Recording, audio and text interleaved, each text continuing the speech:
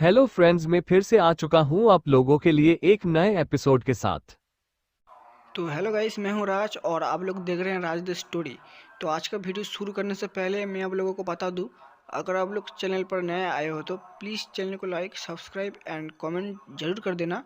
तो शुरू करते हैं आज का स्टोरी, तब तक के लिए बाय बाय। CH 368 स्वयंवर का आमंत्रण। शौर्य मध्य क्षेत्र के लिए निकल चुका था। रास्ते में उसे जलकुल का मुख्य ठिकाना मिला, पर जलकुल के लोगों के बुरे बर्ताव के कारण शौर्य नाराज हो गया और उसने जलकुल का जलस्तंभ छीन लिया। साथ ही उसने मीरा को किडनैप करके अपने साथ ले जाने की योजना बनाई थी। पर मां भैरवी के कहने पर शौर्य ने मीरा को वापस जलकुल में फेंक दिया और जलकुल की दिव्य सारणी को नष्ट करके वहां से निकल गया। जब गहरी रात हो चली थी उस वक्त शौर्य लगभग मध्य क्षेत्र के पास पहुंच चुका था, पर अभी भी आधे दिन का सफर बाकी था। पर उसे रास्ते में रात के घने अंधेरे में बीच महासागर में एक और द्वीप मिला। पर यह द्वीप जलकुल के द्वीप की तरह छिपा हुआ नहीं था। पर शौर्य ने रिहायशी इलाके में जाने की बजाय बाहर ही जंगल में रुकना पसंद किया। शौर्य ने सबसे पहले उस विशाल द्वीप को स्कैन किया, उसके बाद उसे तुरंत महसूस हुआ कि द्वीप के एक कोने में घने झाड़ियों के बीच एक सुरंग बनी है, जिसके अंदर इस वक्त कोई नहीं है। शौर्य सीधा उस सुरंग के अंदर चला गया और उसने वहां जाकर अपनी अगले पड़ाव की साधना को शुरू करने की तैयारी कर ली। शौर्य ने सबसे पहले अपनी अमृत कड़ाई निकाली और अपने लिए साधना के लिए लगने वाली 3 गोलियां बनाई। सिस्टम के मुताबिक शौर्य को अपने रथी और महारथी स्तर को पूर्ण करने के लिए और सहस्र विषाक्त सिद्धि को अपने शरीर में समायोजित करने के लिए उसे 3 औषधि गोलियां बनानी थी। सबसे पहले सहस्त्र विष गोली, उसके बाद असीम समर गोली और त्रयंबक बूटी। तीनों गोलियों को साधने के बाद ही शौर्य पूरी तरह से अपने पंचतत्वों से बने अपने शरीर के अंदर बसे उस ग्रह को उज्ज्वलित कर पाएगा। शौर्य ने पूरी रात बैठकर उस सुरंग के अंदर 3 गोलियां बनाकर तैयार की। उसके बाद उसने सारा सामान समेट लिया और उस सुरंग से बाहर आ गया। इस वक्त सूर्योदय हो चुका था और अंदाजे से सुबह के 8 बज रहे थे। शौर्य ने आसमान में चमक रहे सूर्यदेव को प्रणाम किया और फिर रिहायशी इलाके की ओर निकल गया। चलते चलते उसने अपने जादुई कपड़े को आदेश देकर खुद के लिए आरामदायक पहनावा चयन किया। इस वक्त शौर्य ने कमर से नीचे तक का लंबा कुर्ता पहना था। उसके ऊपर अंगरखा जो नीले रंग का था, नीचे पायजामा और कमर पर शेला कसकर बांध दिया, जिसके एक छोर पर अग्निकुल का निशान सुनहरे रंग में चमक रहा था। शौर्य ने अपने लंबे बालों को थोड़ा छोटा किया और एक चोटी में बांध दिया। अपने माथे पर त्रिपुंड लगा लिया और गले में मोतियों का कंठा पहन लिया। शौर्य को देखकर अब वह किसी भी एंगल से कोई गरिया या गरीब लड़का बिल्कुल नहीं लग रहा था। इस वजह से उसे गरीब समझकर शहर में आने ना देने की बात अब मुश्किल थी। शौर्य जैसे जैसे जंगल को पार करके आगे बढ़ रहा था वैसे वैसे उसके कानों पर लोगों की बातें सुनाई दे रही थी। ये जंगल किसी विश्वविद्यालय जंगल की तरह था, घना और लंबा चौड़ा। शौर्य जैसे तैसे घनी झाड़ियों से बाहर निकला और अपने सामने एक विशाल लाल पत्थरों से बनी दीवार को देखा। दीवार के मध्य में एक प्रवेश द्वार था और उस प्रवेश द्वार के सामने 2 पहरेदार खड़े थे। ये पहरेदार देखने में काफी शक्तिशाली थे। उनकी साधना महारथी स्तर की लग रही थी। वहीं इतने शक्तिशाली योद्धाओं को पहरेदार बनाने के लिए यहाँ के लोग भी उतने ही शक्तिशाली होने चाहिए। शौर्य ने तभी प्रवेश द्वार के ऊपर कुछ लिखा हुआ देखा, उदकपुरी। उदकपुरी नाम सुनकर ही शौर्य समझ गया कि वो किसी जल तत्व से संबंधित क्षेत्र में आया हुआ है, पर वो ये जरूर कह सकता है कि ये लोग जलकुल से बिल्कुल भी संबंधित नहीं है। शौर्य सीधा प्रवेश द्वार पर पहुंचा। पहरेदारों ने उसकी पहचान पूछी तो शौर्य ने अपनी कमर का शेला दिखाया और उसके निशान को दिखाते हुए बोला, मैं अग्निकुल से हूं। मुझे मध्य क्षेत्र की ओर जाना है। थोड़ा थकने की वजह से सोचा थोड़ा उदयपुरी में रुक लूं। ये सुनकर उस पहरेदार ने 4 उंगलियां दिखाई। शौर्य ने तुरंत अपने कमर की थैली में हाथ डाला और 4 मध्यम स्तर के आध्यात्मिक पत्थर निकालकर उनके हाथ में रख दिए। पहरेदार ने अपनी भौहें सिकुड़ी और उसने तुरंत कहा, अंदर जाने के लिए तुम्हें 4 उच्च आध्यात्मिक पत्थर देने होंगे। ये सुनकर शौर्य ने पहले दिए हुए 4 पत्थर वापस लिए और 4 दूसरे उच्च आध्यात्मिक पत्थर उनके हाथ में रख दिए। पहरेदारों ने तुरंत शौर्य को अंदर जाने की अनुमति दे दी।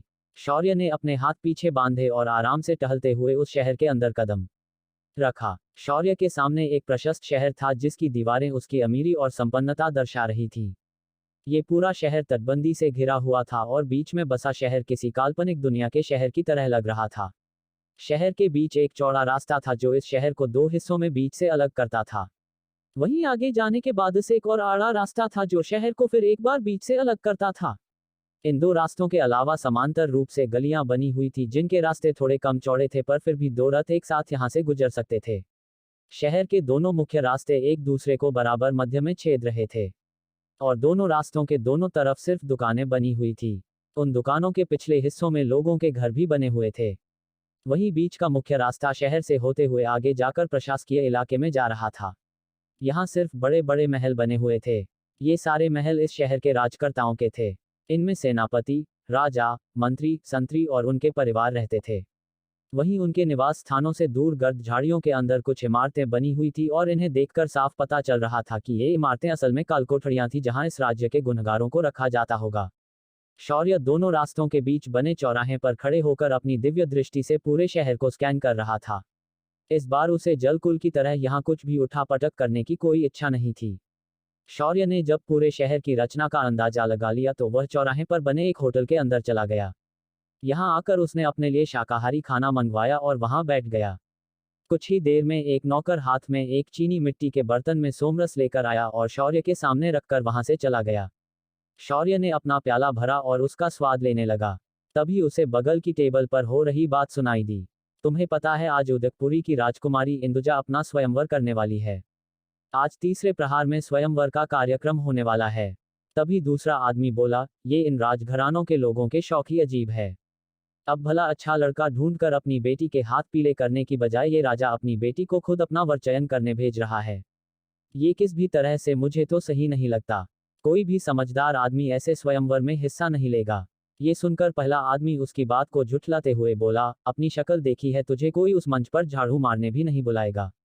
और रही बात बाकी लोगों के इसमें हिस्सा लेने की तो सुन, पिछले 4 दिनों से राजा ने मध्य क्षेत्र और पूर्व क्षेत्र के लोगों को न्योता भेजा है और वो सभी लोग यहाँ पहले ही आ चुके हैं। आने वाले सभी के सभी लोग बलशाली परिवारों में से एक है। कुछ तो बड़े बड़े साम्राज्य के राजकुमार है। मैंने तो यहाँ तक सुना है कि धराकुल का वर्तमान राजकुमार अनय भी यहाँ आया हुआ है और दिव्य गुरुकुल का दिव्य पुत्र हरीश भी इस स्वयंवर में भाग लेने आया है। तभी दूसरे आदमी ने पूछा, इसमें हिस्सा लेने के लिए क्या उस योद्धा को किसी कुल से होना जरूरी है? क्या है इस स्वयंवर के पात्रता निकष? उसकी बात पर पहले आदमी ने समरस का एक घूंट लिया और जुबान को चटका कर बोला, इस स्वयंवर में हिस्सा लेने के लिए पात्रता के निकष पहले ही तय किए गए हैं।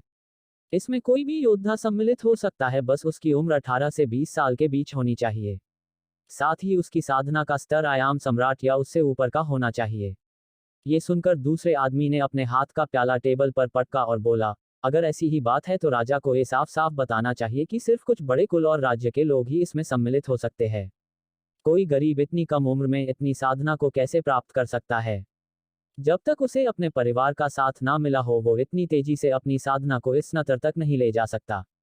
ये सुनकर पहले आदमी ने कंधे उचकाए और फिर एक बार बोला, मैंने तो ये भी सुना है कि उदयकुल का राजा ये सब इसीलिए कर रहा है क्योंकि 4 दिन पहले राजा को अचानक कोई साक्षात्कार हुआ था। तभी दूसरा आदमी थोड़ा सोचते हुए अपनी नजरों में कमीनापन लाते हुए बोला, वैसे ये राजकुमारी दिखती कैसी है? इस बात पर पहला आदमी भी उसकी नजरों को समझकर मुस्कुराया और बोला, वो इतनी खूबसूरत है कि अप्सराएं भी उसके सामने कुछ नहीं है। उसकी खूबसूरती के चक्कर में आज भी कई राज्य डूब जाएंगे, इतनी खूबसूरत है वो। ये सुनकर दूसरा आदमी तुरंत बोला, क्या हम उसे देख सकेंगे? इस बात पर पहला आदमी बोला, हाँ भाई, तू इसे देख सकता है। तू जब वन में गया था उस वक्त राजा ने पूरे शहर को आमंत्रित किया था। ये स्वयंवर राज्य के मुख्य अखाड़े में होने वाला है। तभी दूसरा आदमी बोला, यार पर यह स्वयंवर किस आधार पर होने वाला है? क्या राजकुमारी सिर्फ चेहरा देखकर अपना वर चुनेगी या सहभागियों को खुद को सिद्ध करना होगा? ये सुनकर पहला आदमी हंसने लगा और बोला, नहीं, ये इतना मुश्किल नहीं है। राजा के पास एक बक्सा है जिसे एक खास विधि से बंद किया गया है। अगर इन योद्धाओं में से कोई भी इस बक्से को बिना हाथ लगाए खोल देता है तो राजकुमारी उस व्यक्ति या लड़के से तुरंत विवाह कर लेगी। शौर्य ने जब ये सुना तो उसकी आंखें बड़ी हो गई। फिर शौर्य ने अपना खाना खत्म किया और वहां से तुरंत बाहर निकल आया। शौर्य अब जल्द से जल्द इस स्वयंवर में हिस्सा लेने के लिए सोच रहा था। उसे विवाह करने की कोई इच्छा नहीं थी, उसे सिर्फ उस बक्से को देखना था। इसका कारण बहुत आसान था। शौर्य के पास एक चाबी की सारणी थी। शौर्य ने आज तक उस चाबी की सारणी को मन ही मन बनाकर देखा था, पर वो बनती तो थी पर उसे कहाँ लगाना है ये वो नहीं जानता था। बात ऐसी थी कि शौर्य के पास कोड थे मगर प्रोग्रामिंग के लिए कोई सॉफ्टवेयर नहीं था। शौर्य इसीलिए इस चाबी को उस बक्से के ऊपर आजमाना चाहता था। असल में पौराणिक काल में सारणियों का उपयोग ऐसे खास वस्तुओं को बंद करके रखने के लिए किया जाता था, लेकिन समय के चक्र में सारणी से ताला और चाबी बनाने की कला खत्म हो गई। इसीलिए अब सारणी से चाबी बनाने का ज्ञान सिर्फ शौर्य के पास था, किसी और के पास नहीं था। शौर्य टहलते हुए स्वयंवर जहां होने वाला था वहां पहुंच गया। ये पुराने समय में बनाया गया अति प्राचीन अखाड़ा था। इसके चारों तरफ बड़े क्रिकेट स्टेडियम की तरह लोगों के बैठने की जगह बनाई गई थी। बीचों बीच वहां एक मैदान था जिसके अंदर नर्म रेत थी। उस मैदान के बीचों बीच एक टेबल रखा हुआ था और उसके ऊपर एक वस्तु कपड़े से ढक कर रखी हुई थी। वहीं उस मैदान में ही एक कोने में गोलाकार रचना में कुर्सियां रखी हुई थी। लेकिन अभी तक वहां बैठने के लिए कोई नहीं आया था। इस वक्त सिर्फ लोग यहां तैयारियां कर रहे थे। शौर्य ने देखा कि अभी इस स्वयंवर के लिए बहुत समय है, तो उसने बाहर जाकर बाजार में थोड़ा और घूमना सही समझा।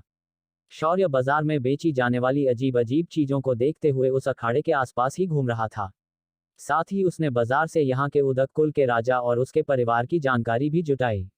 उदक कुल जल कुल का ही एक अंग था, पर इनके पास इनका अपना शक्ति स्तंभ नहीं था और ना ही इन्हें कोई द्वयम शक्ति स्तंभ दिया गया था।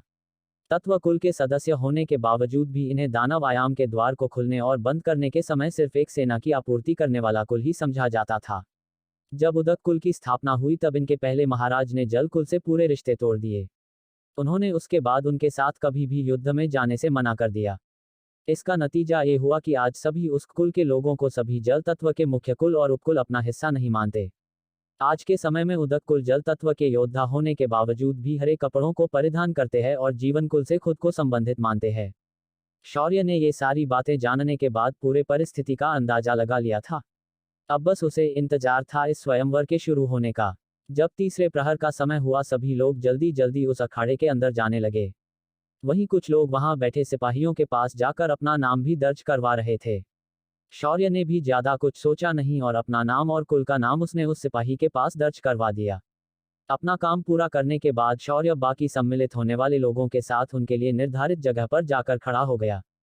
तभी शौर्य की नजर खाकी कपड़े पहने एक युवा की ओर गई। ये धराकुल का राजकुमार था। उसकी नाक ऊंची थी और उसकी आंखों से घमंड पानी की तरह टपक रहा था। उसके पीछे 4 लोग अपने हाथ बांधकर खड़े थे। अनय इस वक्त एक खास कुर्सी पर बैठा था। अनय से कुछ दूरी पर एक और लड़का बैठा था। उसने सफेद रंग के कपड़े पहने थे। उसके कपड़ों के सफेदी की चमक इतनी थी कि आंखें चौंधिया जा रही थी। इस युवा के आसपास सुनहरे रंग की आभा निकलकर बाहर आ रही थी। उसे देखकर पवित्रता का आभास हो रहा था, पर उसका चेहरा देखने पर उसकी पवित्रता अचानक गायब होकर सामने वाले को उसे 2 थप्पड़ मारने की इच्छा हो जाती थी। इसका कारण था इसके चेहरे पर बने अकड़ और घमंड के भाव। शौर्य ने जब इसे देख तो उसकी भी इच्छा उसे थप्पड़ मारने की हुई थी। ये था दिव्य गुरुकुल का दिव्य पुत्र हरीश।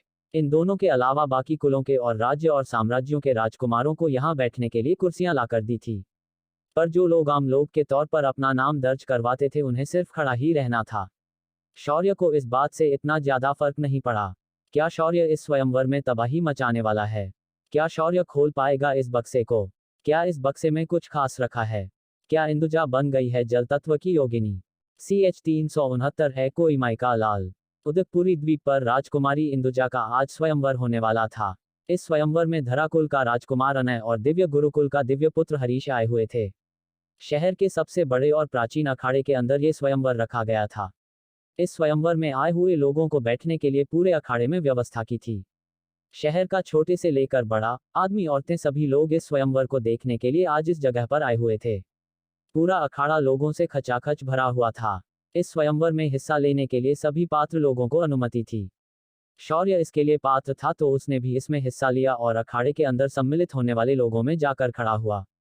शौर्य जिस जगह खड़ा था उस जगह से शौर्य हर तरफ देख सकता था और उसने वहां अन्य और हरीश को भी देखा था।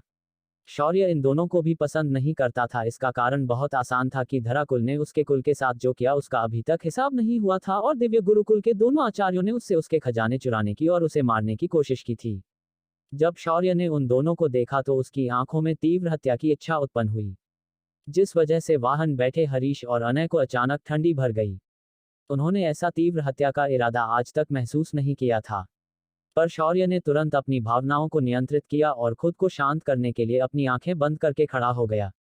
तभी शौर्य की बगल में एक पुराने और मैले कपड़े पहनकर एक लड़का आकर खड़ा हो गया। उसने उसकी बगल में आकर कहा, और दोस्त तुम्हें क्या लगता है, क्या ये सभी लोग दी हुई परीक्षा को पार करके आज लड़की को लेकर जा पाएंगे? लड़के को अपने साथ इतने बिंदास होकर बात करते हुए देखकर शौर्य की भौहें उठ गई। उसने तिरछी नजरों से उस लड़के को घूर कर देखा और फिर बोला, ये तो वक्त ही बताएगा। हम इस बारे में क्या कह सकते हैं? हमारा काम सिर्फ अपना नसीब आजमाना है। शौर्य का उत्तर सुनकर उस लड़के ने शौर्य की पीठ थपथपाई। फिर उस लड़के ने हंसते हुए कहा, तुमने सही कहा मेरे दोस्त। लेकिन मैं तुम्हें पूरे यकीन के साथ बता सकता हूं कि इनमें से कोई भी इस बक्से को खोल नहीं पाएगा। इसे यहाँ मौजूद लोगों में से सिर्फ मैं ही खोल सकता हूँ। उस लड़के का आत्मविश्वास देखकर शौर्य थोड़ा हैरान हो गया। उसने मुड़कर उस लड़के से पूछा, अच्छा तो तुम भी सारणी बनाना जानते हो? ये सुनकर उस लड़के ने ना में अपना सिर हिलाया और बोला, नहीं मैं भला इतना नसीबवान कहाँ, मेरे गुरु ने मुझे सिर्फ तलवार चलाना सिखाया है। और ये रही मेरी सखी। इसके दम पर मैं उस बक्से को खोलने की बात कर रहा था। ये सुनकर शौर्य को हंसे या रोए ये समझ नहीं आ रहा था। पर इस स्वयंवर के नियम सिर्फ ये कह रहे थे कि इस बक्से को हाथ नहीं लगाना है, पर वो दूसरी वस्तु को लेकर उसे स्पर्श कर सकते हैं। शौर्य को अब जाकर क्लिक हुआ कि बाकी आम लोग भी इस स्वयंवर में क्यों इतने आत्मविश्वास के साथ हिस्सा ले रहे हैं। तभी नगाड़ों के बजने की आवाज हुई और उस अखाड़े के पिछले द्वार से उदयपुरी के दोनों राजकुमार कंधों पर पालकी लेकर आ रहे थे। शौर्य दूर से भी उस पलकों के अंदर बैठी लड़की को साफ साफ देख सकता था, पर उसका चेहरा ढका होने की वजह से उसे सिर्फ इतना ही दिख रहा था कि ये एक लड़की है। दोनों राजकुमारों ने उस पालकी को अखाड़े के मैदान के बीच बने चबूतरे पर रखा। पालकी को नीचे रखते ही उसका पर्दा खुला और उसके अंदर से सबसे पहले दूध जैसे सफेद पैर बाहर निकले जिनके ऊपर मेहंदी लगी हुई थी। उसके बाद लाल शादी के जोड़े में एक लड़की बाहर आई। उसकी ऊंचाई किसी आम इंसान से अधिक थी और वह पतली और नाजुक लग रही थी। उस लड़की ने चुनरी से अपना सिर ढका हुआ था, पर उसे देखकर छोटा बच्चा भी बता सकता था कि ये लड़की भला की खूबसूरत है। वह लड़की उसके बाद चबूतरे पर रखी एक कुर्सी पर जाकर बैठ गई। उसके कुर्सी के पीछे उसके दोनों भाई हाथों में खुली तलवारें लेकर खड़े हो गए। तभी प्रवेश द्वार से सुनहरे कपड़े और ढेर सारे आभूषण पहने उड़ाकपुरी के महाराज और महारानी अंदर आए। उन दोनों ने अपने लिए निर्धारित आसन को ग्रहण किया और जाकर उस पर बैठ गए। तभी प्रधानमंत्री सभी के सामने आए और उन्होंने हाथ उठाया। उनके हाथ उठाते ही पूरी जनता एकदम से चुप हो गई। लोगों के शांत होते ही प्रधानमंत्री ने अपना पेरिस दिया और फिर सारे नियम समझाने लगा। जब सब कुछ समझाकर हुआ तो प्रधानमंत्री ने आगे बढ़कर वह लाल कपड़ा हटा दिया जो उस वस्तु को ढके रख रहा था। कपड़ा हटते ही सभी के सामने लाल रंग की लकड़ी से बना हुआ एक बक्सा आया। उस बक्से के अंदर से हल्की हल्की सुनहरी ऊर्जा निकल रही थी। शौर्य ने जब ये अनैसर्गिक आभा को महसूस किया तो उसने तुरंत अपनी दिव्य दृष्टि को सक्रिय करके उसका अभ्यास करना शुरू कर दिया। शौर्य उस बक्से की सतह पर एक सारणी को उकेरा हुआ देख सकता था। साथ ही इस बक्से के ऊपर बनी सारणी को उसकी चाबी बनाकर उसके बीच में रखा जाए तो वह तुरंत खुल जाएगा। शौर्य की आंखें चमक गई, पर उसने तुरंत अपनी आंखों की चमक को छुपा दिया। तभी उसकी बगल में खड़ा लड़का बोला, मित्र अगर मैंने इस बक्से को तोड़ दिया तो क्या सच में राजा मुझ जैसे गरीब को अपनी बेटी ले जाने देगा? उसके सवाल पर शौर्य ने कहा, अगर राजा तुम्हें उसे नहीं लेने दे रहा तो अपनी तलवार का उपयोग करो ना। तभी वह लड़का सिर हिलाकर बोला, मित्र मेरे गुरु ने मुझसे प्रतिज्ञा ली है कि मैं अपने तलवार का उपयोग दूसरों की रक्षा के लिए करूंगा। अगर मैंने उनकी आज्ञा का पालन नहीं किया तो उनकी आत्मा वापस नीचे आकर पीट देगी। उस लड़के का ये मासूम जवाब सुनकर शौर्य के चेहरे पर मुस्कुराहट आ गई।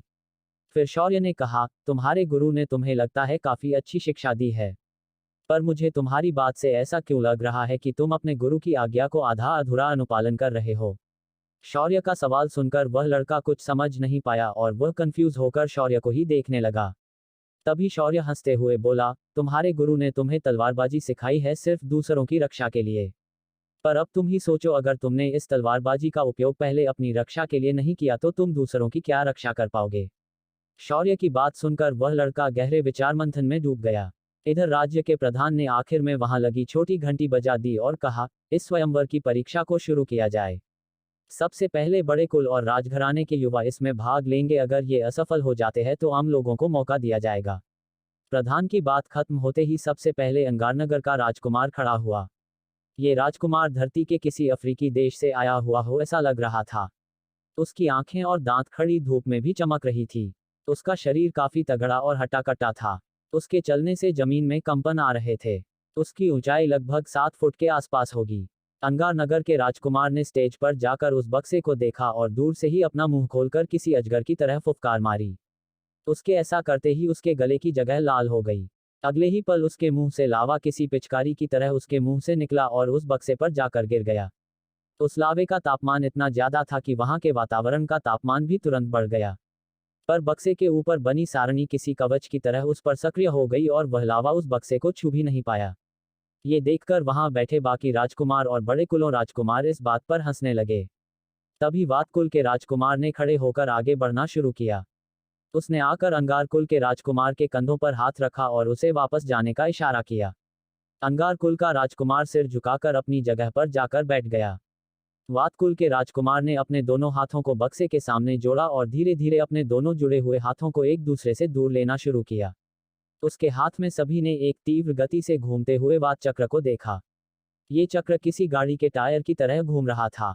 उसके अंदर से घर्षण की आवाज आ रही थी जो कानों को लगभग चुभने लगी थी। उस राजकुमार ने एक बार बक्से को देखा और तुरंत उस चक्र को बक्से के ऊपर छोड़ दिया।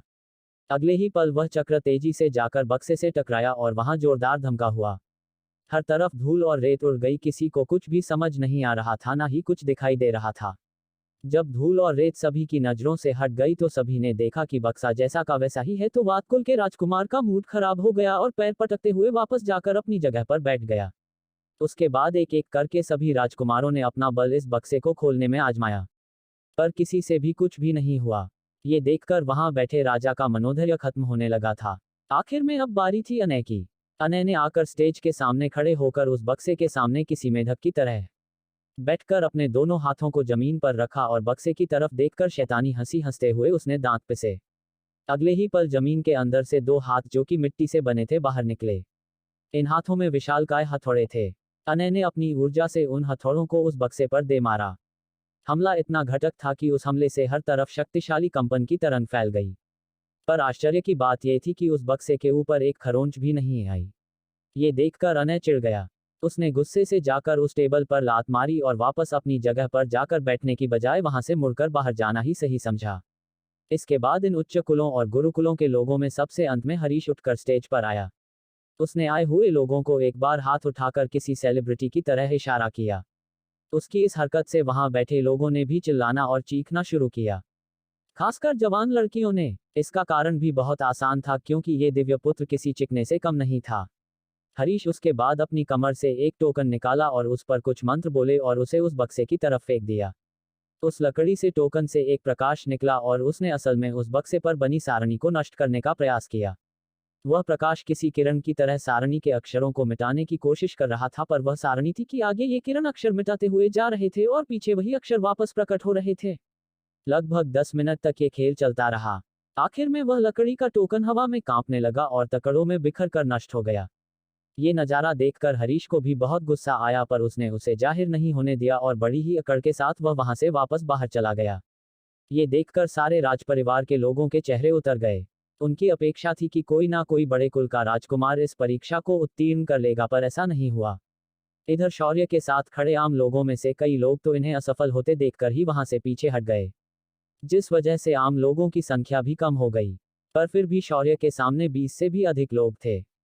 प्रधान ने एक बार फिर स्टेज पर आकर लोगों को देखा और वहां से पीछे हटते हुए लोगों को देखकर चिढ़ाते हुए कहा, लगता है समरलोक के योद्धा अब पहले जितने प्रतिभाशाली नहीं रहे। अभी तक एक भी योद्धा इस बक्से को खोल नहीं पाया। अगर ऐसी ही बात है तो तुम्हारे योद्धा होने में कोई फायदा नहीं है। क्या है कोई माइका लाल हो इस बक्से को खोल सके? ये देखकर शौर्य ने शांति से अपना हाथ उठाया। उसके बाद उसके बगल में खड़े दूसरे लड़के ने भी आत्मविश्वास से अपना हाथ उठाया। उनके सामने खड़े बाकी बचे 18 लोगों ने भी अपने हाथ तो उठाए, पर उनमें आत्मविश्वास की कमी थी। उसके बाद प्रधान ने आम लोगों को आगे बढ़कर प्रयास करने का आमंत्रण दे दिया, जिसके बाद आम लोगों में से कई उच्च साधना वाले साधक आगे बढ़ गए और उन्होंने भी अपना नसीब आजमाया, पर कोई फायदा नहीं हुआ। एक महाशय ने तो फरसा उठाया और उस बक्से के ऊपर दे मारा, पर उसका परसा किसी रेत की तरह उसे छूते ही बिखर गया। तभी शौर्य के आगे खड़े उस लड़के की बारी आई जो शौर्य के साथ इतनी देर से बातें कर रहा था। जब वह स्टेज पर पहुंचा तो सभी लोगों की हंसी छूट गई। हर कोई उसके कपड़ों को देखकर उस पर हंसने लगा। भीड़ में से किसी ने कहा, अरे भिखारी, तू कटोरा लेकर नहीं आया क्या? आजकल भिखारी हाथ में तलवार लेकर भीख मांगते हैं। ऐसे ही कई लोगों ने उस पर तंज कसे और उसका अपमान किया, पर वह लड़का नहीं रुका और बक्से के सामने जाकर खड़ा हो गया। जब वह बक्से के सामने खड़ा हुआ, उसने मैले कपड़े में लिपटा हुई अपनी तलवार को खोलना शुरू किया। जैसे जैसे उस तलवार के ऊपर की परत हट रही थी, वैसे वैसे वातावरण में अजीब सी ठंडक फैलने लगी थी, मानो सभी को मौत का एहसास हो रहा हो। शौर्य ने भी इसे महसूस किया तो उसने साइड से कहकर उस तलवार को जांचने की कोशिश की। पहचान, दिव्य अस्त्र, ताकत, कॉन्टैक्ट पूर्ण हुआ है। इस शस्त्र के अंदर अपनी खुद की चेतना जागृत हो चुकी है, पर यह अभी भी प्रारंभिक स्तर का दिव्य हथियार है, इसलिए ये इंसानी रूप लेने में असमर्थ है। सिस्टम द्वारा मिली जानकारी देखकर शौर्य ने उस लड़के की जानकारी देखने की कोशिश की। पहचान, इंसान, साधना स्तर, आयाम सम्राट, तत्व, वायु, विशेष शरीर, तलवार की हड्डियां, मुख्य उपलब्धि, पूर्ण तलवार धार का अंश। ये देखकर शौर्य उस लड़के से काफी प्रभावित हो गया। इधर वह लड़का उस बक्से के सामने आंख बंद करके खड़ा हो गया और उसने अपनी तलवार को कसकर पकड़ लिया। धीरे धीरे सभी को एहसास होने लगा कि वह लड़का और तलवार एक हो गए हैं, और अगले ही पल एक झटका सा महसूस हुआ और वह लड़का स्टेज से नीचे उतरने लगा। तभी पीछे सभी ने देखा कि जहां भी बक्सा था उसके ऊपर से एक हवा झोंका निकल गया था और अखाड़े की पिछली दीवार से टकरा गई थी। जहां वह झोंका टकराया वहां एक खड़ी दरार बन गई और वह पूरे अखाड़े को चीरते हुए बाहर निकल गई। वह लड़का वापस शौर्य के पास आया और बोला, मित्र, लगता है इस बक्से को मेरी तलवार भी खोल नहीं पाई। कोई बात नहीं, तुम एक बार प्रयास करो, अगर सफल हुए तो तुम ये दुल्हन लेकर जाना। ऐसा कहकर उस लड़के ने शौर्य का कंधा पीट दिया। शौर्य भी शांति से स्टेज की तरफ जाने लगा। उसे स्टेज की तरफ खाली हाथों से बढ़ता देख भीड़ से कई लोग उसका मजाक उड़ाने लगे। कुछ लोगों की हंसी वहां गूंजने लगी। शौर्य ने उन पर ध्यान नहीं दिया और एक बार महाराज की तरफ देखा, फिर राजकुमारी की तरफ देखा। महाराज के चेहरे पर कोई भाव नहीं थे, पर उसकी मुट्ठियां भींची हुई थी। वहीं राजकुमारी ने भी अपनी उंगलियों को दोनों हाथों में फंसाया हुआ था। शौर्य ने उसके बाद वहां बैठे लोगों की तरफ देखा और फिर उस बक्से की तरफ देखा। क्या शौर्य इस बक्से को खोल पाएगा? क्या बक्सा खुलने पर उसे ये लोग दुल्हन ले जाने देंगे? क्या शौर्य धराकुल के राजकुमार को मारने की कोशिश करेगा? क्या छुपा है इस बक्से में? क्या नियति है इस राजकुमारी की? CH 370 यही विधि का विधान है। उदकपुरी के अखाड़े में आम लोगों में से सबसे आखिर में शौर्य ही बचा था। बाकी सभी लोग या तो पीछे हट चुके थे या तो असफल होकर वहां से जा चुके थे। इधर अखाड़े में बैठे दर्शक भी साख चुके थे कि आज ये स्वयंवर नहीं होगा तो वो लोग भी अब वहां बैठना यानी समय की बर्बादी है ऐसा सोचकर निकलने लगे थे। राज परिवार के लोगों के चेहरे उतरे हुए थे। शौर्य ने स्टेज पर आकर ये सब कुछ ध्यान से देखा और फिर वह धीरे धीरे चलते हुए उस बक्से के पास गया। प्रधान को लगा कि शौर्य इस बक्से को छूने वाला है, पर तभी शौर्य ने अपने हाथ जोड़े और उस बक्से की प्रदक्षिणा करने लगा। लेकिन सभी ने देखा कि उसकी प्रदक्षिणा काफी अजीब थी। शौर्य चलकर नहीं बल्कि उछलकर प्रदक्षिणा कर रहा था। शौर्य को ऐसे कंगारू की तरह उछलता देख सभी की हंसी छूट गई। पर शौर्य भी क्या करे, उसने ऐसा नहीं किया तो यहाँ मौजूद लोग उसके सारणी की चाबी बनाने की प्रारंभिक विधि को समझ लेंगे। शौर्य ने उछलते कूदते पहली प्रदक्षिणा पूर्ण की और साथ ही उस बक्से के चारों तरफ आध्यात्मिक पत्थरों को भी रख दिया। उसके बाद शौर्य के चेहरे के भाव सख्त हो गए और वह एकाग्र हो गया। अगले ही पल शौर्य के मुंह से अजीब से मंत्र निकलने लगे और उन मंत्रों के प्रवाह के साथ उसकी दोनों हाथों की उंगलियों अलग अलग हस्त मुद्राएं बनाने लगी। ये इतनी तेजी और फुर्ती के साथ हो रहा था कि किसी को भी कुछ भी समझ नहीं आ रहा था। तभी सभी की नजर बक्से के ऊपर गई। इतनी देर से जो बक्सा अपनी जगह से 1 इंच भी नहीं हिला था वह अब हवा में तैरने लगा था। ये देख बाहर जा रहे लोग भी वहीं रुक गए और इसे देखने लगे। राजा के चेहरे पर भी अब सामान्य भाव आ रहे थे। राज्य के राजकुमार जो अपनी बहन के साथ खड़े थे उन दोनों की आंखें इस वक्त चमक रही थी। शौर्य ने हस्तमुद्राएं पूर्ण होते ही अपने दोनों हाथों की अनुनासिकाओं को जोड़ा और बक्से की दिशा में करके उसे किसी चाबी की तरह घुमा दिया। अगले ही पल सभी को स्पष्ट सुनाई दे ऐसी आवाज हुई। सभी ने एक कांच के टूटकर बिखरने की आवाज सुनी और एक रोशनी बक्से से निकलकर धुली कणों में बदल गई। तभी शौर्य को लगा कि अब बक्सा खुल चुका है, पर नहीं, ये तो बस इस ताले की पहली परत थी। उसके नीचे एक और परत शौर्य को मिली। शौर्य ने वापस एक बार इस परत को भी तोड़ दिया।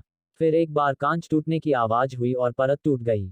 शौर्य ने देखा कि वहां सिर्फ एक ही परत बची है तो वो रुक गया और महाराज से बोला, महाराज, मैंने इस बक्से पर बनी 3 परतों में से 2 को अभी तक तोड़ा है। आखिरी परत तोड़ने से पहले मैं आपसे कुछ कहना चाहूंगा, क्या मुझे आज्ञा है? शौर्य की बात सुनकर वहां मौजूद हर कोई हैरानी से शौर्य को देखने लगा। उन सभी की नजरों में शौर्य की बातें किसी ओवरस्मार्ट आदमी की तरह लग रही थी। फिर भी महाराज ने शौर्य को हाथ से इशारा करके बात करने की अनुमति दे दी। शौर्य ने राजाज्ञा मानी और हाथ जोड़कर बोला, महाराज, मैं चाहूंगा कि आप मुझे इस बक्से से जो निकलेगा वह वस्तु दे दे। रही बात आपकी बेटी की तो मैं इनसे विवाह नहीं कर सकता। ये सुनकर महाराज का मुंह काला पड़ गया। वहीं दुल्हन के जोड़े में बैठी राजकुमारी भी अपनी चुनरी से शौर्य को गुस्से से घूरने लगी। बाकी लोग भी शौर्य को ऐसी नजरों से देखने लगे जैसे उन्होंने कोई एलियन देखा हो। महाराज ने अपनी मुट्ठी को कुर्सी पर मारा और गुस्से से कहा, अगर तुम ऐसा करते हो तो मेरी बेटी से इसके बाद कोई विवाह नहीं करेगा। हमारी प्रतिष्ठा धूल में मिल जाएगी, उसका क्या? ये सुनकर शौर्य थोड़ा हड़बड़ा गया। उसने इस बारे में तो सोचा ही नहीं था। शौर्य ने अपनी दाढ़ी को सहलाया और आसपास देखने लगा। फिर उसने कुछ सोचते हुए कहा, महाराज क्षमा करे, मेरा आपकी प्रतिष्ठा को ठेस पहुंचाने का कोई इरादा नहीं था। आप ऐसा कीजिए, यहाँ मौजूद किसी भी योग्य लड़के से अपनी बेटी का विवाह रचा दीजिए, क्योंकि क्या है कि मैं विवाह के मामले में थोड़ा भावनिक हूँ। ये सुनकर राजा का गुस्सा और बढ़ गया और उन्होंने कहा, लड़के हम तुम्हें मूर्ख दिखते हैं। अगर हमें हमारी बेटी का विवाह किसी और से ही करना होता तो हम अब तक कर चुके होते। इसका विवाह सिर्फ उसी से हो सकता है जो इस बक्से को खोल सकता है, और यही विधि का विधान है। इसमें खुद भगवान भी बदलाव नहीं कर सकते। ये सुनकर शौर्य का दिमाग कोमा में चला गया। वह एक तक सिर्फ राजा को ही देखता रहा, क्योंकि इस वक्त उसने अपना ध्यान अपने कान की बलि पर केंद्रित किया था, क्योंकि उसे अपनी मैच मेकर माँ भैरवी को जो कांटेक्ट करना था। माते, ये किस संकट में मैं फंस गया? क्या अब मुझे इस विवाह को करना ही पड़ेगा? मुझे उत्तर दीजिए माते, मुझे कुछ समझ नहीं आ रहा है। शौर्य की पुकार सुनकर दूसरी तरफ से आवाज आई, पुत्र तुम्हें चिंता करने की कोई जरूरत नहीं है, तुम इस विवाह प्रस्ताव को मान लो। ये सुनकर शौर्य ने माँ भैरवी का धन्यवाद दिया और अपनी आंखों की पुतलियां हिलाई। उसके बाद उसने राजा को देखकर कहा, ठीक है, मैं इस विवाह के लिए तैयार हूं, पर इस बक्से के अंदर जो भी है वो भी मैं ही लेकर जाऊंगा। शो की हामी मिलते ही राजा ने चैन की सांस ली और एक मुस्का के साथ बोला, मुझे इसके अंदर क्या रखा है ये तो पता नहीं है, पर जो भी हो तुम उसे अपने पास रख सकते हो, मुझे उसकी कोई जरूरत नहीं है। राजा की आज्ञा मिलते ही शौर्य वापस बक्से की ओर गया और उसने कुछ हस्त मुद्राएं बनाई और अपनी उंगली से चुटकी बजा डाली। उसके चुटकी बजाते ही बक्से का ढक्कन खुल गया। बक्से का ढक्कन खुलते ही शौर्य के सामने एक धनुष उस बक्से से हवा में तैरते हुए बाजार की तरफ उभरकर आ गया। शौर्य ने इस धनुष को देखा तो उसकी सतह पूरी काली थी। उसके ऊपर सुंदर सुनहरे रंग की नक्काशी थी। उसकी प्रत्यंचा चढ़ी हुई थी और उसकी सतह से बिजली की धारा प्रवाहित हो रही थी। शौर्य ने सिस्टम से कहा, सिस्टम अब ये क्या बला है, जरा इसे देखो तो। ये सुनकर सिस्टम ने उस धनुष को स्कैन किया और चिल्लाते चीखते और खिलखिलाकर जवाब दिया, होस्ट आपकी तो लॉटरी लग गई, लॉटरी। इस बात पर ढेर सारे पिज्जा तो मेरे लिए बनते ही है। सिस्टम की बात सुनकर शौर्य चिढ़ते हुए बोला, अरे मेरी माँ, अब यो भी बता दे कि ये धनुष इतना क्यों खास है। ये सुनकर सिस्ट ने शौर्य के सामने स्क्रीन को प्रकट किया और उसकी जानकारी खुद पढ़कर सुनाने लगी। होस्ट, ये धनुष महाभारत के सर्वश्रेष्ठ धनुर्धारी महापराक्रमी महादानी अंगराज कर्ण का है। इसे विजय धनुष भी कहा जाता है। इसकी खासियत ये थी कि इसे भी भगवान विश्वकर्मा ने बनाया था और उस वक्त के इंद्र को दे दिया था। पर जब त्रिपुरा को नष्ट करना था तो महादेव को पशुपतास्त्र चलाने के लिए इसी धनुष का उपयोग करना पड़ा था। उसके बाद ये परशुराम के पास चला गया। उन्होंने अपने गलती से दिए श्राप के प्रायश्चित के लिए इसे कारण को दे दिया था। उसके बाद ये पृथ्वी पर से गायब हो गया था, जो आज आपके सामने प्रकट हो गया है। सिस्टम ने ये सब एक ही सांस में शोर को बताया, जिसे सुनकर शौर्य के दिल में लड्डू फूटने लगे। उसने अपना हाथ आगे बढ़ाया और उस धनुष को हाथ में पकड़ा। धनुष को हाथ में पकड़ते ही शौर्य के शरीर में करंट दौड़ गया। उसे ऐसे लगा कि ये बिजली की प्रवाहित धारा उसके शरीर की मांसपेशियों को अंदर से तबाह कर देगी। फिर भी शौर्य ने अपनी पकड़ को उस पर बनाए रखा। शौर्य ने अपने दूसरे हाथ से प्रत्यंचा को पकड़ा और एक तनत्कार की आवाज प्रकट की। इस आवाज से हर तरफ धूल मिट्टी और हवा का तूफान उठ गया। आसमान में बिजलियों की आवाज गूंजने लगी। कई सारे बादल आसमान में एकत्रित हुए। इस नज़ारे को देखकर लोग भयभीत हुए। तभी सिस्टम ने आवाज दी, होस्ट, इसे अपने शरीर से जोड़ लो। अपने खून की एक बूंद से इसका तिलक करो। ये सुनकर शौर्य ने अपने अंगूठे को प्रत्यंचा पर घिसा और खून की एक सुनहरी बूंद उसके अंगूठे पर आई। शौर्य जैसे ही अपने अंगूठे से उस धनुष का तिलक करने वाला था, अचानक आवाज आई, रुक जाओ लड़के, तुम अग्निकुल के लोगों को ऐसे शस्त्र को हाथ लगाने का कोई अधिकार नहीं है। शौर्य ने ये सुना पर वह रुका नहीं। उसने सिर्फ अपनी गर्दन घुमाई और उस आवाज की ओर देखा। इधर उसका अंगूठा धनुष का तिलक कर चुका था। तिलक होते ही असमा में बिजलियों की गड़गड़ाहट बढ़ गई और उन्होंने शोर मचाना शुरू किया। उनकी आवाज इतनी तेज थी कि कान में अब दर्द उठाने लगा था। बाकी लोग भी वहां से भागकर कोने में जा खड़े हुए थे। राजा महारानी और उनके परिवार के सभी लोग राजकुमारी के आसपास खड़े हो गए थे। शौर्य की नजरें अभी भी उस आवाज की ओर थी जिसने उसे रोकने और अग्निकुल का नाम लेने का दुस्साहस किया था। शौर्य ने धनुष को आसमान की ओर किया और प्रत्यंचा को खींच लिया। अगले ही पल आसमान से एक बिजली निकलकर सीधा धनुष पर आकर रुक गई। वह किसी तीर की तरह शोर के हाथ में आ गई थी। शौर्य ने अपनी प्रत्यंचा को और अधिक खींचा और उसे आसमान की ओर छोड़ दिया। अगले ही पल आसमान में एक तीव्र धमाका हुआ और वहां आए हुए सारे काले बादल गायब हो गए। उस धनुष की ऐसी शक्ति को देखकर अब राजा के मन में भी लालच आ गया था, पर अगले ही पल शौर्य के हाथ का धनुष उस आवाज की दिशा में तन गया। ये आवाज अनय थी, जो कुछ देर पहले मंच छोड़कर चला गया था, मगर जब उसे पता चला कि किसी ने इस बक्से को खोल दिया है तो वो अंदर वापस आ गया। वह पहले तो शौर्य से बहुत प्रभावित हुआ था, पर जब उसकी नज़र शौर्य के कमर पर बंधे शेले के अग्निकुल के निशान पर गई, उसका दिमाग खराब हो गया। अनय की नजरों में ये कुल उसके दादा ने नष्ट कर दिया था और बचे हुए लोग आज भी उसके कुल के अंदर दास थे। पर उसके आम खड़े लड़के ने धराकुल का दास होने के बावजूद भी उसके सामने इस दिव्य अस्त्र को चलाने की हिम्मत की। ये अनय से देखा नहीं गया और उसने शौर्य को रोकने की कोशिश की। शौर्य ने एक बार फिर प्रत्यंचा खींची और कहा, धराकुल की गंदी औलादों, तुम्हारा अंत समीप आ गया है। मैं शौर्य अग्निहोत्री सुगंधा का वारिस आज अपने कुल का प्रतिशोध लेने यहाँ आया हूँ। इसकी शुरुआत तो पहले ही हो चुकी है, पर इस क्षेत्र में मैं तुमसे इसकी शुरुआत करूंगा। ऐसा कहते ही प्रत्यंचा पर एक और बिजली का तीर प्रकट हुआ और शौर्य ने उसे मुक्त कर दिया। प्रत्यंचा से निकला तीर किसी मिसाइल की तरह गया और सीधा जाकर अनय के मस्तिष्क को नष्ट करके आगे चला गया और एक धमाके के साथ धराकुल के बाकी लोगों के बीच फट गया, बिल्कुल किसी बम की तरह। हर तरफ शांति फैल गई, क्योंकि शौर्य ने सभी के सामने धराकुल के राजकुमार की हत्या कर दी थी। वहां खड़े राजा के हाथ पैर ठंडे पड़ गए थे। उसे कुछ भी समझ नहीं आ रहा था कि करे तो करे क्या और बोले तो बोले क्या। शौर्य ने उसके बाद विजय धनुष को अपने चेतना सागर में भेज दिया और वह सभी के सामने से गायब हो गया। शौर्य ने अपने हाथों से ताली बजाई और फिर वहां आए हुए लोगों की तरफ देखकर कहा, मैं अग्निकुल का शौर्य आज ये घोषित करता हूं कि अग्निकुल मध्य क्षेत्र में वापस आ रहा है, अपने अपमान और विश्वासघात का प्रतिशोध लेने के लिए। धराकुल के लोग और उन्हें मदद करने वाले लोग अब स्वाद हो जाओ।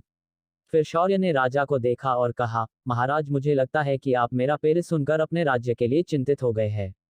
अगर ऐसी बात है तो मैं आपकी पुत्री से अभी भी विवाह करने से पीछे हटा हूं। मुझे आपको मेरे प्रतिशोध के इस युद्ध में घसीटने की कोई इच्छा नहीं है। राजा ने कुछ कहने के लिए अपना मुंह खोला ही था कि एक मधुर आवाज आई, नहीं, भले मेरे पिता अपने राज्य की सुरक्षा के कारण चिंतित हो जाएंगे, पर मुझे इससे कोई फर्क नहीं पड़ता। आपने इस परीक्षा को पूर्ण किया है तो मेरा भाग्य आपसे ही जुड़ चुका है। मैं सिर्फ आपसे ही अब विवाह करूंगी। ऐसा कहकर दुल्हन के जोड़े में इतनी देर से चुप बैठी राजकुमारी खड़ी हो गई। उसने खड़े होकर अपने सिर से चुनरी को हटा दिया और अपना चेहरा शौर्य को दिखाया। उसका चेहरा देखकर शौर्य का मुंह खुला का खुला रह गया। उसका चेहरा बहुत ही सुंदर और आकर्षक था, पर शौर्य की हैरानी का कारण ये नहीं था, बल्कि उसके नीले पानी जैसे बाल और उसके माथे पर बने पानी के बूंदों के 2 निशान थे। शौर्य के खुले मुंह को देखकर राजकुमारी इंदुजा शर्मा गई। शौर्य ने जब उसके शर्माते हुए चेहरे को देखा तो अपना मुंह बंद किया और अपने सिर को खुजाते हुए कहा, तो ये है मेरे विधि का विधान। तभी इंदुजा के दोनों भाइयों ने 2 वरमाला लाई और शौर्य और इंदुजा के हाथों में थमा दी। शौर्य ने देरी ना करते हुए तुरंत उस वरमाला को इंदुजा के गले में पहना दिया। फिर इंदुजा ने शौर्य के गले में माला पहनाई और उसका वरण पूर्ण कर लिया। इधर धराकुल के राजकुमार और उसके लोगों की लाशें अभी भी वहीं पड़ी थी। राजा ने इसे देखा और गला साफ करते हुए कहा, अगर इंदुजा ने तुम्हें अपना मान ही लिया है तो अब मैं या फिर मेरा परिवार इस पर कोई आपत्ति नहीं जता सकते। विधि का यही विधान है। ये सुनकर शौर्य धीरे से बड़बड़ाया, हाँ, ये विधि का तो नहीं पता, पर माँ भैरवी का विधान जरूर है। आजकल उन्होंने मेरी शादियां करने पर काफी जोर दिया ही। ये सुनकर इंदुजा जो उसके पास खड़ी थी हल्के से हंसी और शौर्य का उसने हाथ पकड़ लिया। शौर्य उसके साथ आगे बढ़ा और राजा और महारानी का आशीर्वाद ले लिया। राजा के आदेश पर कुछ देर बाद उसी अखाड़े में शौर्य का विवाह संपन्न हुआ। शौर्य ने अपनी कुल की अग्नि को साक्षी मानकर उदक कुल के जल और उनकी कन्या का वरण किया और वहां से निकल गया। शौर्य ने उदकपुरी छोड़ने के बाद साधारण कपड़े पहने। वहीं इंदुजा ने भी साधारण भेष धारण किया और अपने अगले सफर पर निकल गए। क्या शौर्य की इस घोषणा से धराकुल सतर्क हो जाएगा? कब करेगा शौर्य अपनी साधना की शुरुआत? क्या उदकपुरी पर धराकुल के लोग आक्रमण करेंगे? CH 371 बेवकूफ पति। दूर दूर तक फैले महासागर के ऊपर दो लोग हवा में उड़ रहे थे। उनके सामने क्षितिज के समांतर कुछ पहाड़ियां और जमीन दिखाई दे रही थी। हवा में उड़ने वाले में से एक जवान लड़का था जिसके काले घुंघराले बाल हवा में लहरा रहे थे। उसके नीले रंग के अंगरखे और सफेद कुर्ते पैजामे हवा में फड़क रहे थे। उस लड़के के माथे पर त्रिपुंड बना हुआ था और उसकी आंखें समुद्र की तरह गहरी और शांत नजर आ रही थी। उसके एक हाथ में एक लड़की का हाथ था जिसकी खूबसूरती नगरों और साम्राज्यों को डुबाने के लिए काफी थी। वो इतनी खूबसूरत थी कि वह अप्सराओं को भी लज्जित कर दे। उस लड़की का चेहरा शांत सागर की तरह था। उसकी नीली गहरी आंखें दिल के तार तोड़ने के लिए काफी थी। उसके माथे पर दो नीले रंग के निशान उसके चेहरे की सुंदरता पर 4 या 5 या फिर पूरे के पूरे समलोक के साथ चांद लगा रहा था। उसके गुलाबी लाल ओंठ किसी कमल के पत्ते की तरह पानी में रहकर भी उससे अछूते थे। उसकी सुराहीदार गर्दन किसी मोर की तरह लचीली और सुंदर थी। उसकी कंधे भरे हुए थे। उसकी कमर किसी नवीन की तरह लचीली थी। उस लड़की का हर एक अंग खूबसूरती के मामले में कहर ढहा रहा था। ये थी इंदुजा शौर्य की जल तत्व की योगिनी और उसकी तीसरी पत्नी। उसके साथ आसमान में उस रहा लड़का शौर्य था। इस वक्त हवा में उड़ते हुए इंदुजा की नजरें शौर्य की गहराई नापने की कोशिश कर रही थी। पार लाख कोशिशों के बाद भी वह उसकी शक्ति और उसके व्यक्तित्व का कोई अंदाजा लगा नहीं पा रही थी। इंदुजा की आंखें शौर्य को कई सारे सवाल पूछना चाहती थी पर उसे समझ नहीं आ रहा था कि शुरुआत कहां से करे। 2 घंटे पहले उन्होंने उदयपुरी छोड़ी थी और सूर्यास्त का समय अब हो चुका था। पर शौर्य ने निकलने के बाद इतनी तेजी से उड़ान भरी कि इंदुजा को कुछ भी समझ नहीं आया। शौर्य की रफ्तार देवता स्तर के साधक से भी कई गुना अधिक थी। शौर्य के इस अजीब शक्ति के कारण ही इंदुजा के मन में उसके प्रति कई सारे सवाल उठे थे जिसके जवाब वो शौर्य से जानना चाहती थी। सूर्यास्त के सम तक शौर्य मध्य क्षेत्र की सीमा पर पहुंच गया था। शौर्य ने सबसे पहले सागर के किनारे पर उतरना सही समझा क्योंकि उसे पता नहीं था कि यहाँ उनका स्वागत कैसे होगा। शौर्य ने किनारे पर उतरते ही सबसे पहले आसपास के इलाके को अपनी दिव्य दृष्टि से जांचा पर शौर्य को तुरंत महसूस हुआ कि वो दोनों जिस जगह उतरे हैं वहां से दूर दूर तक कोई भी इंसानी बस्ती नहीं है। ये जानकर शौर्य की धड़कन चूक गई। उसने थोड़ा चिंतित होते हुए सिस्टम से पूछा, सिस्टम क्या हम सच में मध्य क्षेत्र में पहुंचे हैं ना? कहीं हमारा पोपट तो नहीं हुआ ना? ये सुनकर सिस्टम अपने मुंह में लॉलीपॉप को चबाते हुए बोली, होस्ट तुम ऐसा क्यों सोच रहे हो? तुम्हें तो खुश होना चाहिए कि तुम्हें सूर्यास्त तक जमीन तो मिली। और हाँ, हम मध्य क्षेत्र में पहुंच गए हैं, लेकिन मुझे इस जगह के बारे में फिलहाल कुछ नहीं पता है। यहाँ इंटरनेट नहीं है ना? ये सुनकर शौर्य ने सिस्टम की बाकी बकवास को नजरअंदाज किया और इस बात से खुद को तसल्ली दी कि वो मध्य क्षेत्र में तो पहुंच गया है। फिर शौर्य ने आसपास के इलाके को एक और बार अपनी आध्यात्मिक चेतना से स्कैन किया और इस जगह के वीरान होने का कारण ढूंढने की कोशिश की। शौर्य ने लगभग आधे घंटे तक उस पूरी जगह को अपनी आध्यात्मिक चेतना से जांचा और उसे आखिर में इसका कारण पता चल गया कि ये जगह क्यों वीरान है। ये जगह एक भालू जैसे दिखने वाले दिव्य जानवर की जगह थी। इसी वजह से इस इलाके में ना ही कोई और जानवर था और ना ही कोई इंसान था। शौर्य ने गहरी सांस ली और फिर एक बार अपने दिमाग में उस भालू की तस्वीर को याद करने लगा। शौर्य ने अपनी आध्यात्मिक चेतना से जांचा था वो जिस जगह खड़ा था वहीं से कुछ 2 किलोमीटर की दूरी पर इस भालू की गुफा है। इस गुफा के अंदर इस समय ये भालू आराम फरमा रहा था। शौर्य ने महसूस किया कि इस भालू की शक्ति का स्तर लगभग मध्य स्वर्ग स्तर के योद्धा के समान था। इसका मतलब वह शौर्य से 3 मुख्य स्तर से अधिक शक्तिशाली था। पर शौर्य के लिए इस जानवर को हराना इतना मुश्किल नहीं था। शौर्य ने इंदुजा को देखा और थोड़ा गंभीर होकर बोला, इंदुजा, हम मध्य क्षेत्र में तो पहुंच गए हैं पर यहाँ रहने वाले विशेष दिव्य जानवर की वजह से इस इलाके के आसपास कोई भी इंसानी बस्ती नहीं है। मैं सोच रहा हूँ कि उस जानवर के पास जाकर उसे हराकर उसकी गुफा को छीना जाए। इससे मेरे 2 काम हो जाएंगे। एक तो मेरी अगले स्तर की साधना के लिए मुझे यहाँ जगह मिल जाएगी और हमारे रुकने का इंतजाम भी हो जाएगा। शौर्य की बात सुनकर इंदुजा शौर्य को अपनी बड़ी बड़ी आंखों से देखने लगी। उसकी हैरानी देखकर शौर्य समझ गया कि उसकी ये पत्नी जीवन के कठिन संघर्षों से बिल्कुल अनजान है। अब शौर्य इसे ये सब कुछ अच्छे से सिखाना चाहता था, तो उसने उसका हाथ पकड़ा और उसे लेकर भालू की गुफा की ओर निकल गया। जब शौर्य उस गुफा के बाहर पहुंचा तो उसने अपने दंड बजाए और चुनौती देते हुए कहा, क्यों बे कुजलीवाल, भालू अभी तक सोया है? बाहर आ और मेरी चुनौती का सामना कर, मैं तुझे युद्ध के लिए ललकारने आया हूँ। शौर्य पूरे जोश में उस भालू को चुनौती दे रहा था। तभी उसे पीछे से आवाज आई, वो एक जानवर है, इंसान नहीं, और जरा अपना आकार देखकर उसे चुनौती दीजिए। ये सुनकर शौर्य लगभग अपने मुंह पर गिरने वाला था। ये इसकी बीवी उसके बारे में कुछ नहीं जानती तो उसे चुप बैठना चाहिए, ऐसे बीच में बोलकर पूरे जोश की माँ बहन नहीं करनी चाहिए। शौर्य ने पीछे मुड़कर थोड़ा मुंह बनाकर कहा, इंदुजा मैं जानता हूँ मुझे क्या करना है, अब जरा शांत रहोगी। शौर्य ने इंदुजा को शांत रहने की विनती की। इंदुजा ने अच्छे बच्चे की तरह हाँ में अपना सिर हिलाया। तभी उस गुफा के अंदर कुछ हलचल महसूस हुई और अगले ही पल अंदर से हवा का तेज झोंका आया। पर इस झोंके में से इतनी खतरनाक बदबू आ रही थी कि शौर्य ने लगभग उल्टी कर दी थी। तभी एक भरी भरकम आवाज सुनाई दी, कौन है बे?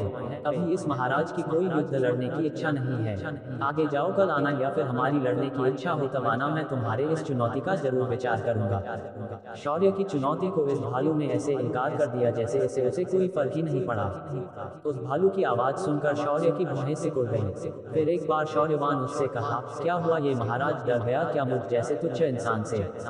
तो सीधा सीधा बोल क्यों नहीं देते कि तुम्हारी फट गई है, डरपोक कहीं के। शौर्य ने दांत पीसते हुए उस भालू को उकसाने के लिए कहा। पर इधर इंदुजा काफी डर गई थी। उसने शौर्य के करते का कोना पकड़ा और धीमी आवाज में बोली, रहने दीजिए ना, हम आगे चलते हैं। इस वक्त इस जानवर की आपके साथ युद्ध करने की कोई इच्छा नहीं है, हम कल आ जाएंगे। इंदुजा को उसकी इतनी चिंता करते हुए देखकर शौर्य के दिल में उसके लिए गर्माहट महसूस हुई। तभी अंदर से भालू की आवाज आई, बच्चे बाप से पंगे नहीं लेते, फिलहाल मेरे आराम करने का काल है, चले जाओ यहाँ से वरना मेरे अंदर का असली जानवर जाग जाएगा। ये सुनकर शौर्य ने भी तंज कसते हुए कहा, तो जगाओ ना, तुम्हें किसने रोका है? वैसे भी मुझे तुम्हारी ये गुफा चाहिए, जब तक मैं तुम्हें हरा नहीं देता मैं यहाँ कैसे रह सकता हूँ? शौर्य की बस सुनकर अंदर से कोई आवाज नहीं आई। लगभग 10 मिनट तक शौर्य को कोई भी प्रतिसाद नहीं मिला। तभी शौर्य ने गुफा के अंदर से किसी विशाल जानवर को बाहर आते हुए देखा।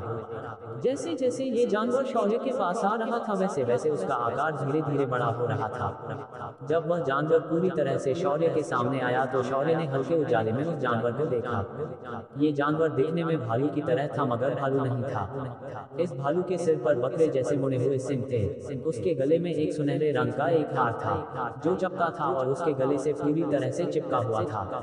उस जानवर ने शौर्य के सामने आकर दोनों पैरों पर खड़े होकर शौर्य को एक नजर ऊपर से नीचे देखा और इंदुजा की खूबसूरती को देखा जो शौर्य के पीछे छुप गई थी। उस भालू ने फिर अपने उंगली के एक नाखून से अपनी नाक की बगल को खुजाया और बोला, तुम्हें आज रात इस गुफा में रहना है क्या? उस भालू का सवाल सुनकर शौर्य ने हाँ में से हिलाया और बोला, हाँ, हम दोनों अगले कुछ दिनों तक इस गुफा में रहना चाहते हैं, इसीलिए मैं तुम्हें हराकर इस गुफा पर वन के नियमों के अनुसार अपना आधिपत्य स्थापित करना चाहता हूँ। शौर्य ने पूरे आत्मविश्वास और हिम्मत के साथ कहा। शौर्य की हिम्मत देखकर भालू ने शौर्य से कहा, क्या तुम्हारी नई शादी हुई है क्या? ये सुनकर शौर्य लगभग लड़खड़ा गया और उस भालू को सिर उठाकर देखने लगा। तभी वह भालू बोला, ऐसे क्या देख रहे हो? तुम्हारी नई शादी हुई है इसीलिए तुम अपनी पत्नी की शक्तियों को बिना जाने खुद आगे खड़े होकर मुझे चुनौती दे रहे हो जबकि तुम खुद एक आम इंसान हो। भालू के मुंह से ये बात सुनकर शौर्य थोड़ा शर्मा गया। तभी इंदुजा जो पीछे खड़ी थी वह डरते हुए शौर्य के कान में बोली, क्या हमें इनसे लड़ना जरूरी है? उन्हें हमारी भाषा समझ आती है तो हम उनसे ये गुफा पिताजी ने दिए हुए खजाने के बदले मांग लेते हैं। शौर्य ने ये सुना तो उसकी हिम्मत फिर एक बार नीचे खिसक गई। शौर्य ने फिर भी उस भालू के आंखों में आंखें डालकर देखा और कहा, तुम बाकी बातें छोड़ो और ये बताओ कि तुम्हें मेरी चुनौती मंजूर है या नहीं? ये सुनकर भालू हंसने लगा और बोला, नहीं, मुझे तुम्हारी चुनौती मंजूर नहीं है। एक काम करो, तुम इस गुफा को अपने लिए रख लो, मैं यहाँ से चलता हूँ। मेरी पत्नी मेरा घर पर इंतजार कर रही है, अब तक उसका गुस्सा ठंडा हो गया होगा। तुम इस गुफा को अपने लिए रख लो। उस भालू की बात सुनकर शौर्य की आंखें बड़ी हो गईं। उसने अविश्वास से उस भालू को देखा और कहा, तो तुम इस गुफा में नहीं रहना चाहते? क्या तुम सच कह रहे हो? शौर्य के सवाल पर वह भालू पालथी मारकर जमीन पर बैठ गया। उसके नीचे बैठने के बाद भी उसकी ऊंचाई शौर्य से अधिक थी। उसने फिर अपने गले के हार से एक चीनी मिट्टी का घड़ा निकाला और उसे अपने मुंह लगाकर एक घूंट पिया और फिर शौर्य को देखकर बोला, मेरे दोस्त क्या बताऊं मेरी कहानी। ये गुफा मेरा घर नहीं है, ये गुफा असल में एक अजगर की थी। उस हरामी ने यहाँ रहकर आसपास के इलाके के कई जानवरों को उनके परिवार समेत खत्म किया था। वैसे भी ये मेरा इलाका नहीं था, पर एक दिन मेरे पत्नी की दोस्त दोस्त जो एक मैना थी उसके अंडे इस अजगर ने खा लिए। जब मेरी पत्नी को पता चला तो उसने मुझे इसे सबक सिखाने भेज दिया।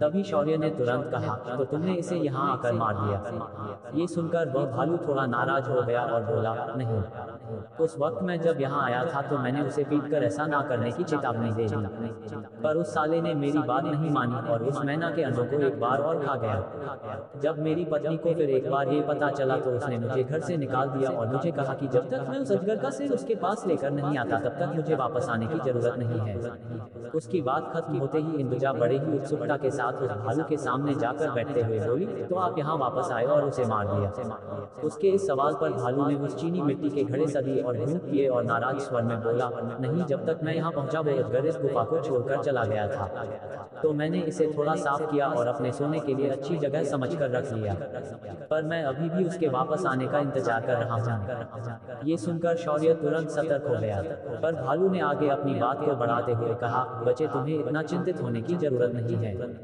मैं उस अजगर को कहीं से भी ढूंढ लूंगा और उसका सिर काटकर अपने पत्नी के सामने ले जाऊंगा। इस बात पर शौर्य खुश हुआ और उसने अपना अंगूठा उठाकर कहा, आप सच में इस दुनिया के सबसे अच्छे पति हैं। तभी भालू ने कहा, और तुम दुनिया के सबसे बेवकूफ पति हो। इतना कहने के बाद भालू शौर्य की तरफ उंगली करके हंसने लगा। शौर्य का चेहरा उतर गया पर उसे इस मस्तमौला भालू पर कोई गुस्सा नहीं आया। शौर्य भी बाद में हंसने लगा। तभी इंदुजा ने बड़ी ही उत्सुकता से उस भालू ने पकड़े घड़े की ओर इशारा किया और पूछा, आप इस घड़े से क्या पी रहे हैं? ये सुनकर भालू थोड़ा चकित हुआ, फिर अपने हाथ के बोतल जैसे घड़े को देखकर बोला, आइए, ये तो एक शराब है, खास अंतर्गत क्षेत्र के वानरों ने बनाई है। मुझे इसे पीना बहुत अच्छा लगता है, पर उनका हरामी राजा मुझे सिर्फ महीने की 10 बोतलें देता है। उसके जितना कंजूस मैंने आज तक नहीं देखा। ये सुनकर इंदुजा ने बड़ी ही मासूमियत के साथ कहा, क्या मुझे एक घूंट मिल सकता है? मुझे भी इसे पीकर देखना है। मैंने ये पहली बार सुना है कि कोई जानवर भी कुछ बना सकते हैं। इंदुजा की मासूमियत देखकर भालू बोला, तुम शक्तिशाली हो पर काफी भोली हो। तुम्हें समझना चाहिए कि ऐसे किसी अपरिचित व्यक्ति से कुछ भी नहीं मांगना चाहिए। पर चलो कोई बात नहीं, मैं तुम्हें इसे चखने के लिए एक घूंट लेता हूँ। ऐसा कहकर उस भालू ने वह बोतल इंदुजा के सामने की। उस शराब की गंध इतनी नदीर थी और मीठी थी कि उसकी गंध से ही इंदुजा को ऐसा लगा कि उसका रोम एकदम से खिल उठा है। उसकी साधना अचानक से थोड़ी बढ़ गई। उसके शरीर में बह रही जल तत्व की ऊर्जा भी अधिक तीव्रता से बहने लगी। इंदुजा ने उस बोतल को किसी नाजुक खजाने की तरह पकड़ा और एक घूंट गटक लिया। एक घूंट अंदर जाते ही इंदुजा का सिर चकराने लगा और वह शौर्य की गोद में सिर रख कर दो गई। वह भालू ये देखकर हंसने लगा। फिर वह शौर्य को देखकर बोला, तुम काफी हिम्मत वाले हो। तुम्हारे शरीर में मैं किसी भी तरह की ऊर्जा को महसूस नहीं कर सकता हूँ, पर तुम मुझसे लड़ने आए थे। क्या गुण है तुम्हारी हिम्मत का? क्या शौर्य उस भालू को अपनी शक्तियों का रहस्य बता देगा? क्या भालू शौर्य के साथ वापस लड़ने के लिए तैयार हो जाएगा? क्या कभी इंदुजा शौर्य की शक्ति का अंदाजा लगा पाएगी? CH 372 नया दोस्त और अगली साधना। शौर्य और इंदुजा जो उसकी तीसरी पत्नी थी, दोनों मध्य क्षेत्र के किनारे महासागर को पार करके शाम के समय पहुंच गए थे। शौर्य ने उसके बाद अपने रात गुजारने और रुककर अपनी साधना को बढ़ाने के लिए एक जगह खोज निकाली थी जो एक गहरी गुफा थी। पर इस गुफा में एक विशालकाय दैवीय जीव भालू रहता था जिसकी शक्तियां स्वर्ग स्तरीय योद्धा के समान थी। अगर सोचा जाए तो ये जीव किसी आम इंसान जितना समझदार था। शौर्य ने जब इसे जंगल के नियमों के तहत चुनौती दी तो उसने बात करके शौर्य के साथ इस बात को निपटाया। आखिर उस भालू ने बिना किसी तकरार के उस गुफा को शौर्य को दे दिया। जब वह वानरों द्वारा बनाई शराब पी रहा था तो इंदुजा ने उससे एक घूंट शराब ली और पी लिया। इससे वह तो बेहोश होकर शौर्य की गोदी में सो गई, पर भालू ने शौर्य को देखकर संदेह से उसकी शक्तियों का रहस्य पूछा। भालू के इस सवाल पर शौर्य मुस्कुराने लगा और फिर उसने अपनी आभा को मुक्त करना शुरू कर दिया। शौर्य इस वक्त सिर्फ अपनी साधना आभा को मुक्त किया था, पर उसकी साधना पूर्ण ग्रह पंचतत्व की साधना थी, जिस वजह से तुरंत शौर्य जहां बैठा था वहां की जमीन धंस गई और वातावरण बदलने लगा। शौर्य की इस साधना का दबाव इतना अधिक था कि स्वर्ग स्तर के समान ताकतें होने के बावजूद भी उस भालू की सांसें घुटने लगी थी। ये देख शौर्य ने अपनी आभा को वापस छुपा लिया और फिर एक बार मुस्कुराकर उस भालू को देखने लगा। भालू ने अच्छे समझ लिया था कि उसके सामने बैठा ये लड़का कोई आम साधक नहीं है। भालू ने एक गहरी सांस ली और अपने सीने पर हाथ मारते हुए हंसने लगा। उसके बाद उसने थोड़ी सांस ली और बोला, आज मैं बाल बाल बचा महाराज, वरना पता नहीं आज क्या अनर्थ हो जाता अगर मैंने तुम्हारी चुनौती को स्वीकार किया होता तो। ये सुनकर शौर्य भी हंसने लगा और फिर उसने कहा, नहीं, मैं बस आपको हरा देता और इस गुफा का स्वामित्व ले लेता, मुझे कुछ और करने की जरूरत नहीं है। मैं बेवजह किसी की हत्या नहीं करता। ये सुनकर भालू की हंसी गायब हो गई और उसने अपना सिर खुजाया और फिर एक बार कहा, तुम इस दुनिया के सबसे खास पति हो। उल्टा मैं ही पागल पति हूँ। शौर्य ने उसके बाद उस भालू को सबसे महत्वपूर्ण सवाल पूछा, वैसे आप भालू तो हो पर मुझे आपका नाम नहीं पता। ये सुनकर भालू हंसते हुए बोला, अरे मित्र, मेरा नाम सुराग जामवंत है। मैं जामवंत कुल का हूँ। कहते हैं कि मेरे पूर्वज पृथ्वी से आए हैं और मेरे एक पूर्वज तो प्रभु श्री राम और श्री कृष्ण दोनों से मिले थे। वो इतने शक्तिशाली थे कि उन्होंने कई युद्धों में अपने स्वामी को जीत दिलाई थी और वो उस समय के साम्राज्यों के उच्च पदों पर भी थे। ये सुनकर शौर्य को याद आया कि महाभारत और रामायण में एक भालू का उल्लेख किया गया था जिसका नाम जामवंत था, जो वानर सेना का हिस्सा था। वहीं महाभारत में भगवान कृष्ण के ससुर जामवंत थे। ये सब कुछ सोचकर शौर्य ने अपनी गर्दन को हाँ में हिलाया और फिर बोला, आपका परिचय तो काफी दिलचस्प है। मैं शौर्य अग्निहोत्री हूँ, अग्निकुल का सदस्य। सुराग ने ये सुना तो ताली बजाई और बोला, वाह, तुम्हारा नाम ही तुम्हारी वीरता दिखाता है। काफी जचने वाला नाम है तुम्हारा। तभी शौर्य ने भी कहा, आपका धन्यवाद। आप भी किसी आम जीव की तरह हर समस्या को युद्ध से नहीं बात से निपटाते हैं, आपकी भी बात ही कुछ खास है। इस पर भालू हंसने लगा और कहा, इस मध्य क्षेत्र के इस हिस्से में कई दैवीय जानवरों का राज चलता है। उनमें से मैं बस एक मामूली सा महाराज हूं अपने छोटे हिस्से का। मुझे लड़ाई पसंद नहीं है। मेरे स्वामी और मेरे भगवान ने मुझे युद्धनीति और कूटनीति का ज्ञान दिया था, जिस वजह से मैं अपना काम क्रोध से नहीं अपने दिमाग से करता हूँ। ये सुनकर शौर्य थोड़ा चकित हुआ और बोला, वैसे आपके स्वामी है कौन? ये सुनकर सुराग ने अपना सीना तानकर कहा, मेरे स्वामी बड़े ही चंचल और मनमौजी है। उन्हें देवता, दानव, गंधर्व, इंसान और हम दैवीय जीव सभी पसंद करते हैं। उनका नाम नारद है। ये सुनते ही शौर्य को पुराणों में वर्णित नारद मुनि की बात याद आई। शौर्य समझ गया कि इस लोक में नारद मुनि भ्रमण करके गए हैं। फिर शौर्य ने एक गहरी सांस ली। उसे अच्छे से मालूम था कि नारद मुनि जितना श्रेष्ठ और महान कोई नहीं। वो खुद को नारायण के सर्वश्रेष्ठ भक्त बताते हैं और उसका अनुसरण भी करते हैं, पर उन्हें छेड़ने की किसी भी देवता, दानव, मानव, गंधर्व की हिम्मत नहीं है। क्योंकि आम भाषा में बोला जाए तो नारद मुनि देवलोक के ठग है और वो जिसने मृज किया उसकी कह के बजाते हैं। ऐसे नारद मुनि के शिष्य से मिलना बड़े ही सौभाग्य की बात थी। इसी बात पर खुश होते हुए शौर्य ने अपनी अंगूठी से 2 बोतलें निकाली और सरकाकर सुराग के सामने रख दी। ये देखकर सुराग की भौहें सिकुड़ गई। तो शौर्य ने उसे समझाते हुए कहा, मित्र, ये 2 उपहार तुम्हारे लिए है। इसमें से एक बोतल में आध्यात्मिक तरल है जो आध्यात्मिक ऊर्जा का सबसे सघन रूप है और दूसरे के अंदर है ब्रह्मांडीय ऊर्जा तरल है। इसे आसान भाषा में मैं कॉस्मिक लिक्विड कहता हूँ। ये दोनों मेरी तरफ से इस गुफा के लिए खास उपहार है, इसे मना मत कीजिए। शौर्य की बात सुनकर भालू ने ब्रह्मांडीय ऊर्जा तरल की बोतल को उठाया और उसे सूंघा, फिर एक घूंट उसे पी लिया। शौर्य उसे रोकना चाहता था पर अब देर हो चुकी थी।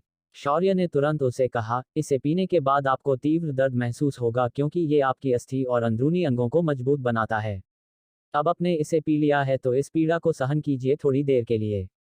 भालू की शौर्य की ये बात कुछ पल्ले नहीं पड़ी क्योंकि अभी तक कॉस्मिक लिक्विड ने अपना काम नहीं किया था। पर अगले ही पल उसकी आंखें बड़ी हो गई और सुराग दहाड़ मारकर चीख पड़ा। उसने अपने दर्द को नियंत्रित और सहन करने की पूरी कोशिश की और जमीन पर अपने अगले दोनों हाथों को रखकर खुद को शांत रखने की कोशिश करने लगा।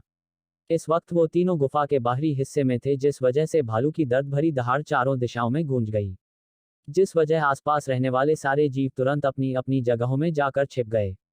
शौर्य ने इंदुजा को दीवार से सटाकर बिठाया और उसे वहीं रहने दिया। फिर शौर्य ने सुराग के पास जाकर उसका निरीक्षण किया। शौर्य ने देखा कि एक घूंट कॉस्मिक लिक्विड उसके पूरे शरीर में तबाही मचा रहा है। पर बढ़ते समय के साथ धीरे धीरे सुराग के अंदरूनी अंग मजबूत हो रहे थे और उसकी हड्डियां लोहे जैसी हो रही थी। लगभग आधे घंटे बाद शौर्य ने देखा कि भालू के घने बालों के बीच से पसीना बाहर निकल रहा है और उसकी सांसें सामान्य हो गई है, तो शौर्य ने चैन की सांस ली। जब सुराग पूरी तरह होश में आया तो उसने अपनी आंखें खोलकर अपने शरीर में हुए बदलाव को महसूस किया और खड़े होकर तुरंत किसी छोटे बच्चे की तरह कूदने लगा। उसके ऐसा करने से हर तरफ कंपन मच गया, पर इसके बावजूद भी इंदुजा की नींद नहीं खुली। तभी भालू शौर्य के पास आया और उसका हाथ पकड़कर बोला, मित्र, मैं तुम्हारा बहुत बहुत ऋणी हो गया हूँ। तुमने मुझे इस विश्व की सबसे चमत्कारिक वस्तु दी है।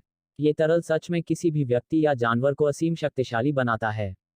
ये सुनकर शौर्य ने ऐसे ही हाथ हिलाया और कहा, इसमें कोई बड़ी बात नहीं है मेरे मित्र।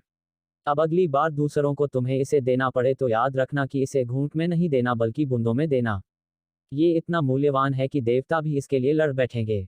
ये सुनकर भालू ने तुरंत कॉस्मिक लिक्विड की बोतल अपने गले के हार में रख दिया और दूसरी बोतल की ओर इशारा करते हुए बोला, ये तरल भी ऐसा ही असर करेगा क्या?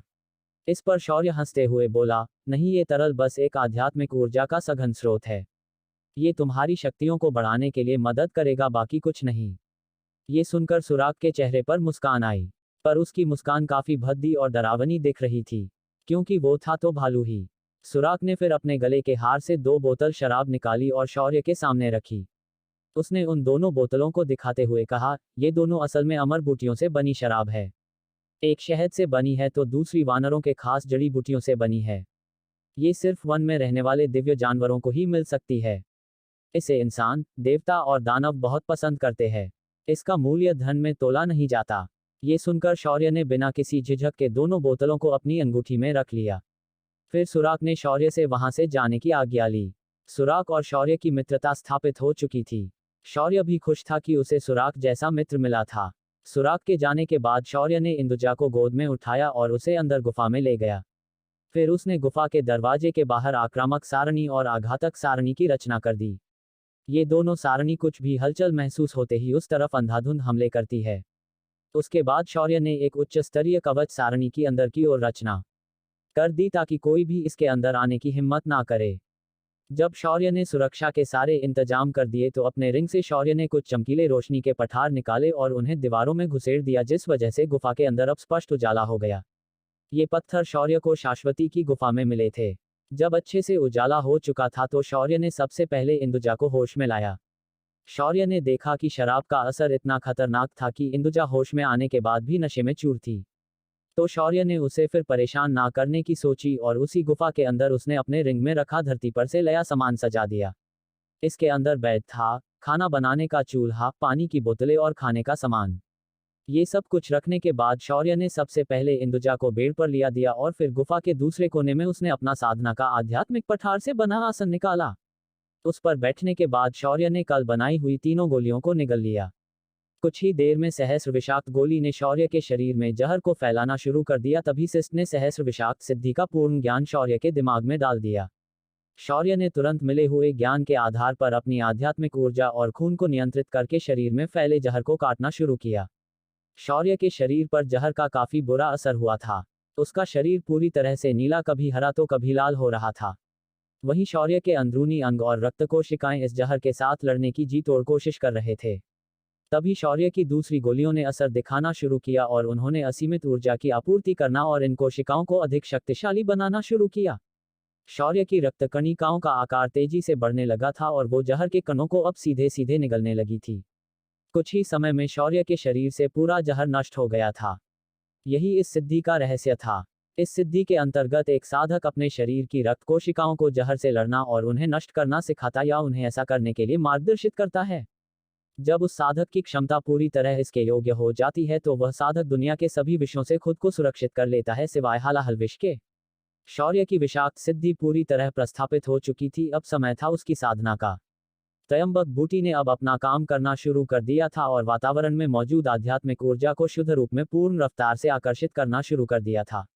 जब शौर्य का ध्यान अपने चेतना सागर में गया तो उसने देखा कि सागर के ऊपर तैर रहा पंचतत्व ग्रह धीरे धीरे एक पूर्ण ग्रह में बदलने लगा है। यहाँ जीवोत्पत्ति और अन्य क्रियाएं प्रारंभ हुई है। पर शौर्य ने उस ओर ध्यान नहीं दिया और अपनी साधना को आगे बढ़ाने के लिए अपने ग्रह के ऊपर अब शक्ति आवरण चढ़ाना शुरू कर दिया था। जब किसी के अंतर शक्ति केंद्र के ऊपर 10 आवरण चढ़ जाते हैं तो वह रथी स्तर का योद्धा बन जाता है और जब 100 आवरण की परतें चढ़ जाती है तो वह महारथ बन जाता है।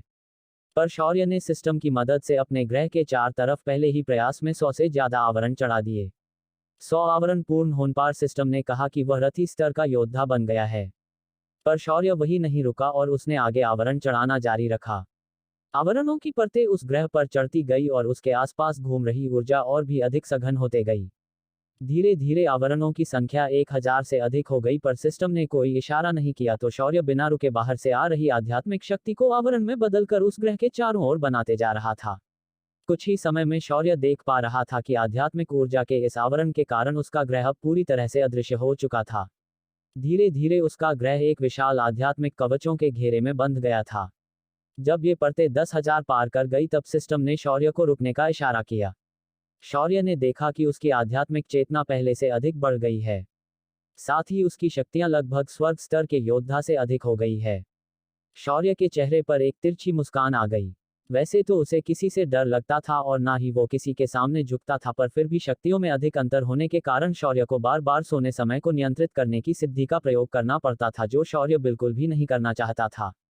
इधर इंदुजा दूसरे दिन सुबह होश में आई थी, पर उसने देखा कि शौर्य अपनी साधना में लीन है, तो उसने उसे परेशान ना करने का सोचा और उसे सिर्फ वहां बैठे बैठे देखती रही। उसे शौर्य किसी गूढ़ रहस्य की तरह लग रहा था और एक औरत होने की वजह से वह शौर्य को पूरा खोलकर जानना चाहती थी। लेकिन आज पूरे 3 महीने हो चुके थे और उसे अभी तक किसी चीज की अधिक जरूरत नहीं थी, तो वह अपने बिस्तर पर बैठे अपने पति को ही हर दिन घूरते रहती। इंदुजा शौर्य को जितना अधिक घूरती थी, उतना ही वह खुद को शौर्य के पास पाती थी। जब शौर्य ने लगभग पूरे 3 महीने बाद अपनी आंखें खोली, तो उसने महसूस किया कि उसकी शक्तियां अब पहले से कई गुना अधिक बढ़ गई है और उसका कुछ सीढ़ियों पर जो नियंत्रण था वह अधिक ही मजबूत हो गया है। शौर्य अपने आसन से खड़ा हुआ और उतरकर इंदुजा के सामने आ गया, पर इंदुजा अभी भी खुली आंखों से शौर्य जहां बैठा है उसी दिशा की ओर देखे जा रही थी। शौर्य ने उसके पास आकर उसे झटका दिया और अपने सुंदर सपने से उसे खींचकर बाहर लाया। तब जाकर इंदुजा को एहसास हुआ कि शौर्य सच में अपनी साधना से बाहर आ चुका है। इंदुजा ने तुरंत खड़े होकर शौर्य के गले में अपने हाथ डाले और फुट फुट कर रोने लगी। क्या कारण था इंदुजा के रोने का कारण? क्या जान पाएगा अपनी इस पत्नी के मुंह से उसका कारण? अब क्या होने वाला है आगे?